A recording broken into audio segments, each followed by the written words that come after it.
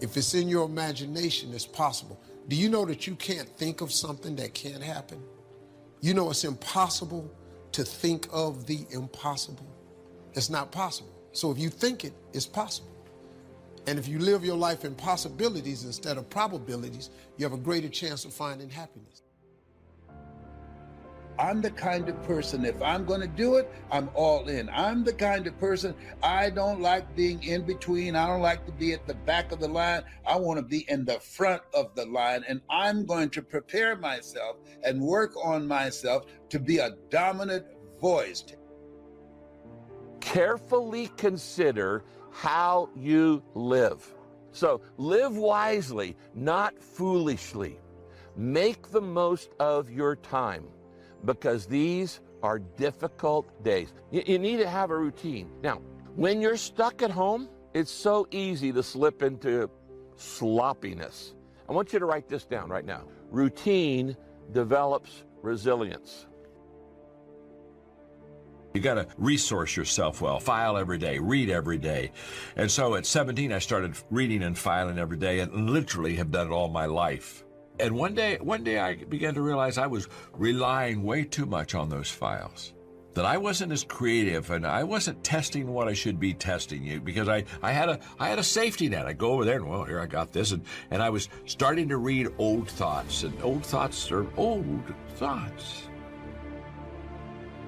Happiness is freedom from the negative children of fear, such as worry, low self-esteem, envy, greed, anger, resentment, and so on. Happiness is an awareness and a grasp of the positive power of life and loving values. It is an order of thought, activity, and lifestyle. Happiness is values in balance. It is contact with people of substance. Never live your life in probability. Probability is the probability of something happening. There's a statistic attached to a probability. 1 in every 3,000 people do this. That's a probability. A possibility has no stats attached to it. Live your life in possibilities and you're changing. Just change the way you think. If you've had a dream, I guarantee you were born with that dream woven into your DNA. You see, dreams are deeply personal. And this is important for you to understand, because if you give up on your dream's gonna haunt you. When suffering hits my life, I hope I have been putting into my interior life. But in order to use all those other muscles to face suffering, you're gonna actually have to put in and focus on the body and focus on your legs and understand it's leg day. It's gonna have some unintended consequences. And his big leg day workout routine for you is this little phrase, live in harmony. For 29 years, kicking cancer's butt and still working, still in his right mind, still got the fire in his belly, still being active, still making a difference, still motivating people and inspiring people and making people feel good. If you believe that laughter is important, if you believe being deliberately positive is important, having a spirit of optimism is important in spite of. Predictability creates stability. Structure creates steadiness. You need to set and stick with a routine for the duration of this pandemic. Stop watching so much news, because it's all negative right now. And for your own mental and emotional and spiritual health, you need to monitor your media intake. I made a decision, a very difficult decision, all of my work for all those years of filing. I made a decision to get rid of all of it. They're not relevant, they're not new, they're not fresh, they don't breathe, there's no fire and passion in them. I'm just going to say to you, one of the good things about a crisis is it begins to help us to let go of the things that we have depended on the past so that we can go to an entire new level of living. One woman just decided, you know what, you can't take my dignity from me. I can only give that up, and I don't choose to give it up, and I will not go back to the bus. The answer is no. And Rosa Parks changed an entire society. because that day she chose to focus on something else. She gave it a different meaning. This is not a command. You do not have control over me. And she decided to fight. And she changed the direction of a country and of many other countries. She started something. There's another dimension, which is trait conscientiousness, which is integrity and dutifulness, orderliness, industriousness, openness, which is like a hybrid between intelligence roughly, and creativity. And so you can go there and find out how you compare to other people, and that's kind of interesting and useful, because it's kind of useful to know who you are, and to know that that's actually who you are, you know, that you have a nature. We forget that you don't have to be famous to have the ability to change at least your own personal history, to change the direction we go in our life. We have the power to choose, even if you haven't before. You can finally say, no more, I won't put up with that, within myself or from anybody else. And here's what I'm going to do differently. That's where the breakthroughs really start to happen. Now the question is, why do some people stand their ground and make something change versus other people just kind of accept things? Happiness is contentment with the tasks of your life.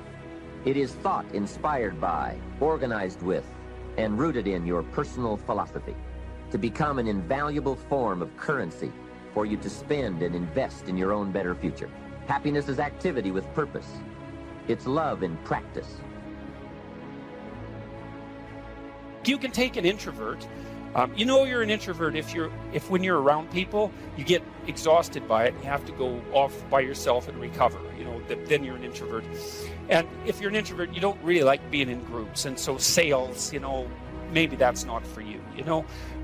And that's a good thing to know, because if you're an introvert, why go be a salesperson?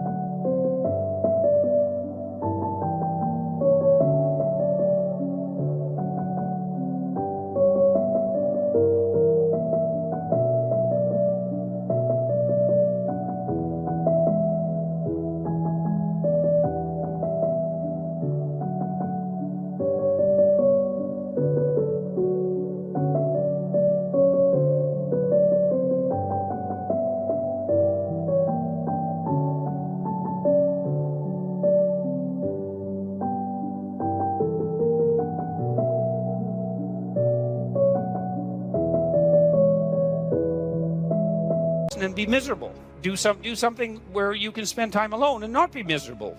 That's better.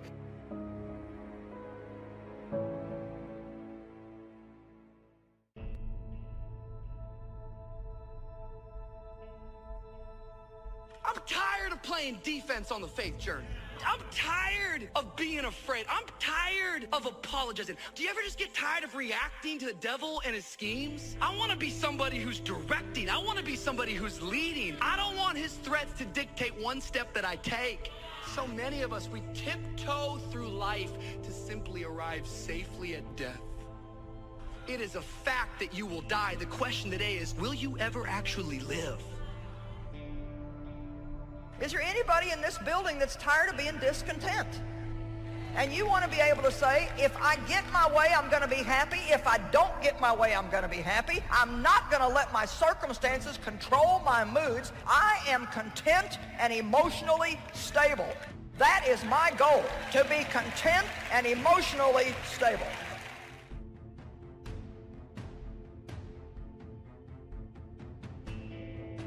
It doesn't take much faith to give God glory when all your bills are paid. You don't have to be real strong when everything is well in your life.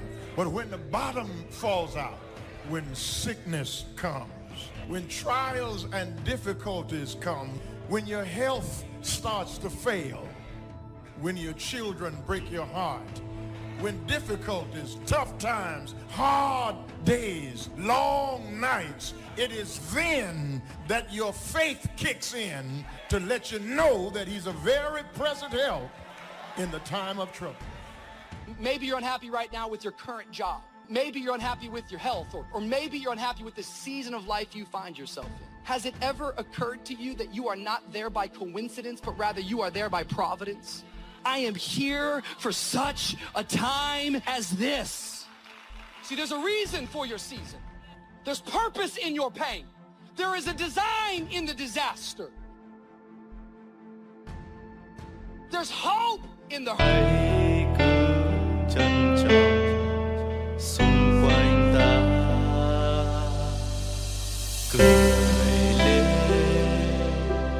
ngày mai đã đến ta cảm ơn cuộc đời đã cho ta thấy bình minh hạnh phúc là đây tìm kiếm đâu chỉ xa vời có nhiều đây được rồi không cần cao sâu hãy bên anh em nhé hạnh phúc ở đây mà tìm làm chi xa vời hạnh phúc bên cạnh anh hãy nhắm mắt lắng nghe con tim Hurt. There's life even after death. I think it's time for a turnaround. Because crying and complaining is not going to stop the trial. Murmuring and groaning is not going to stop the trial. And the purposes that God wants to work out in our lives may include trials, setbacks, heartbreak. It may mean that you have to stay sick a while. It may mean that you have to go through it a while. You're not going to come through it yet because God has his mighty hand on you. And that hand on your life is so powerful to get purpose out of you.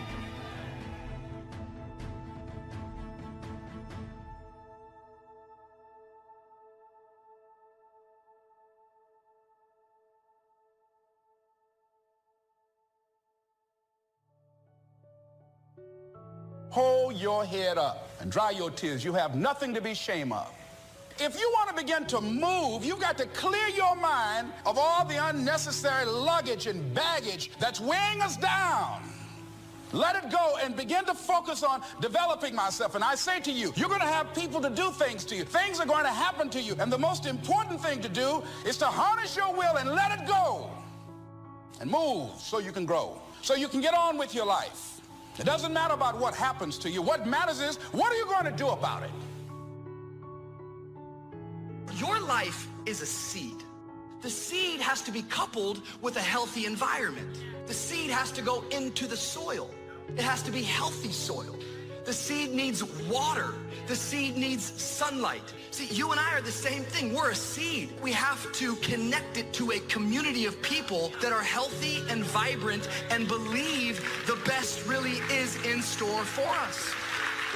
See, because you're kind of saying, I'm over it, but if you would share your calling, the moment you say, I'm over it, you would have somebody else walk up to you and say, wait a minute, let me just shed some light onto that dark area so that you can grow again. You're not quitting.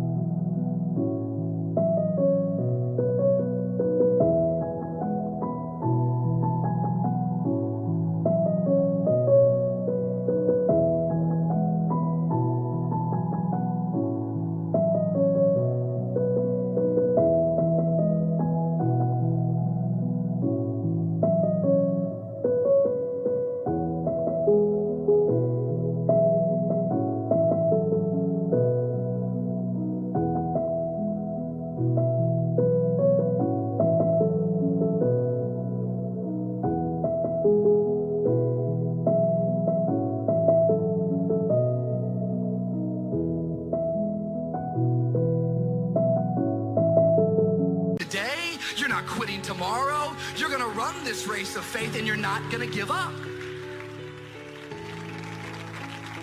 So as you begin to look at life, as you begin to look at the things you want to do, Decide that you're going to become the active force in your life. Decide that you're not going to go through life feeling like a victim. Decide that when things become challenging, that you're not going to personalize it, that you're going to look at it, and you do whatever you must do in order to work things out and learn from it. That's the key. You will always be faced with a series of God-ordained opportunities, brilliantly disguised as problems and challenges.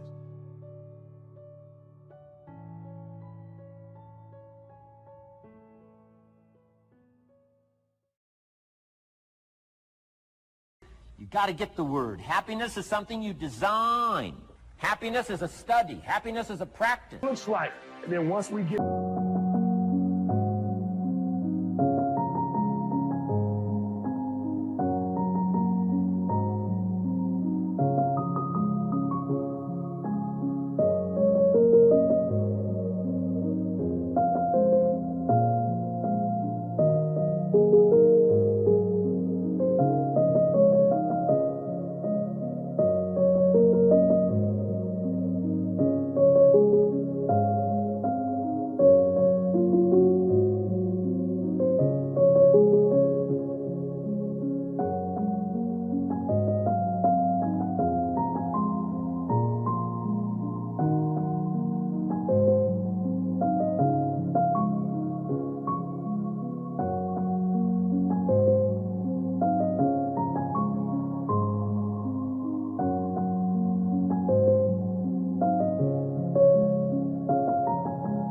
Past that place. We